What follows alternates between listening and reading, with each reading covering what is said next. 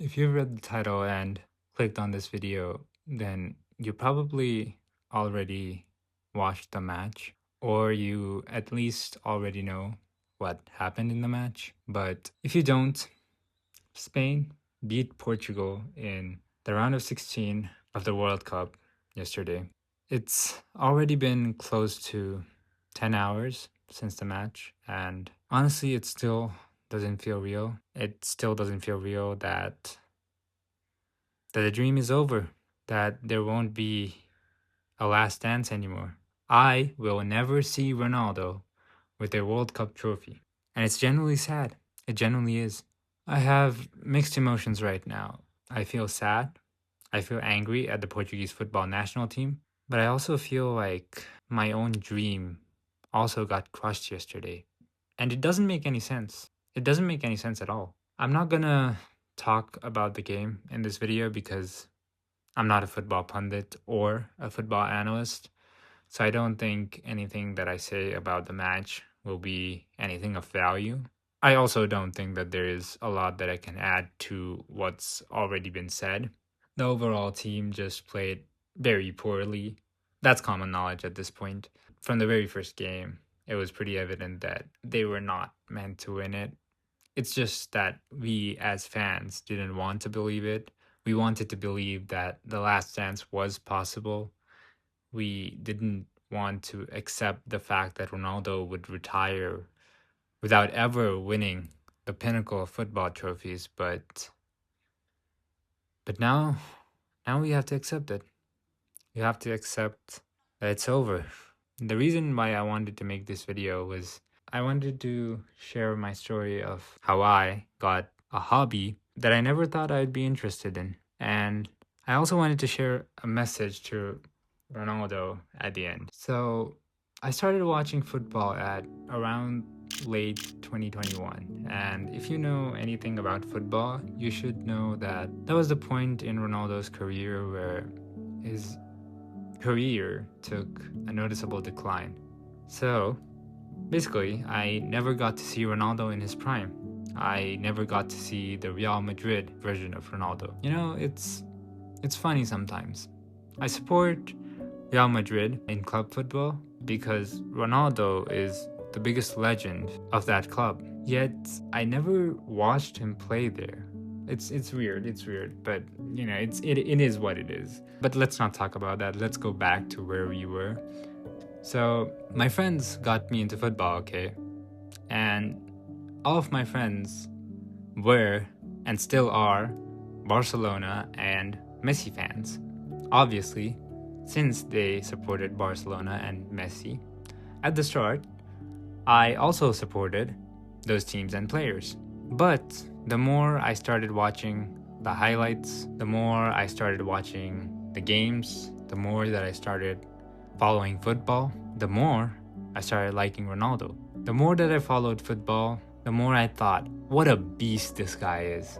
You know, the media was constantly criticizing him for every bad decision he made at the game, but by the end of the next game, he would have shut down every single one of his doubters. I don't need to explain that. We all know the games where Ronaldo was bailing United out week in, week out. I don't need to talk about it. But, you know, that was that. Let's fast forward about a year now to the 2022 World Cup. At this point, I had started following football pretty seriously.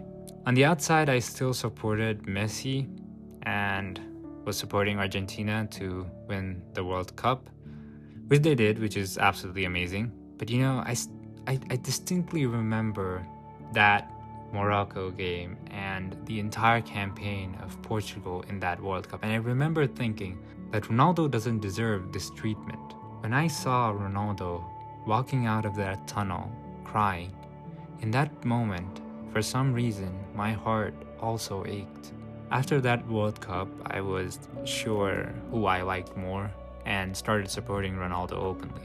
But it wasn't easy. It wasn't easy as a fan. The career of Ronaldo that I witnessed went in a cycle. One game, he would perform poorly.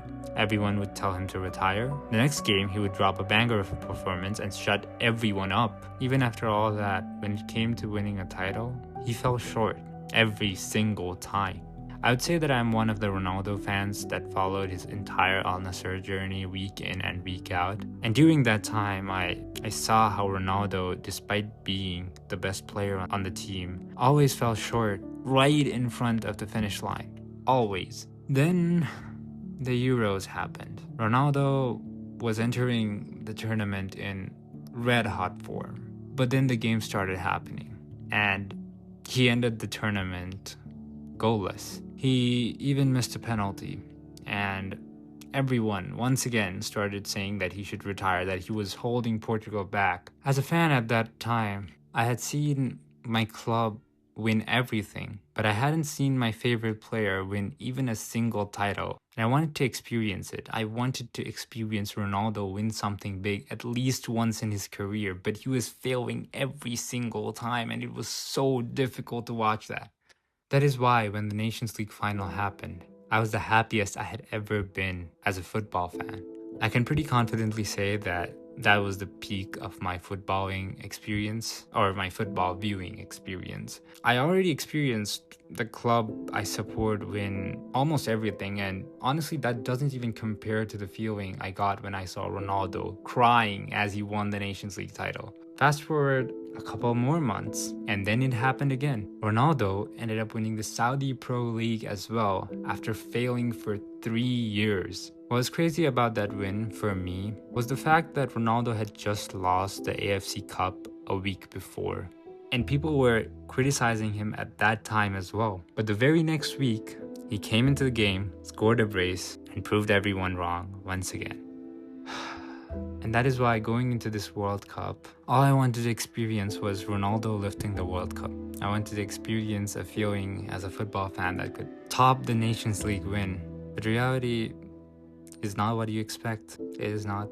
Still, despite everything that has happened, Ronaldo gave me confidence. He showed me that as long as you believe in yourself and work for it, you can shut down any criticism. You can achieve your dreams if you work for it. He showed us how one person with consistency, hard work, and belief in themselves can truly achieve greatness. Millions, if not billions of people all over the world have been inspired by You Cristiano. And that is an achievement bigger than any trophy football has to offer. Believe me when I say that. At last, I'd like to say that growing up, I never idolized or looked up to celebrities. In fact, I thought the idea was stupid. But you, Cristiano, you changed my mind. I never imagined that someone I'd never even meet could have such a profound impact on my life. Your consistency, hard work, and mentality gave confidence to someone who was quiet and reserved. I've changed so much thanks to the stories that I've heard about you, your lifestyle, and your mentality, your work ethic. All of these things have inspired me to do something great in my life as well. You are the person that I aim to be every single day. Not in football, I'm a terrible football player, but in life, the advices that you've given through your interviews have literally shaped me as a human being. I know you'll probably never see this, but from the bottom of my heart, thank you for everything, Cristiano. No matter what happens, you will always, always, always be my GOAT. Once again, thank you for everything. Obrigada.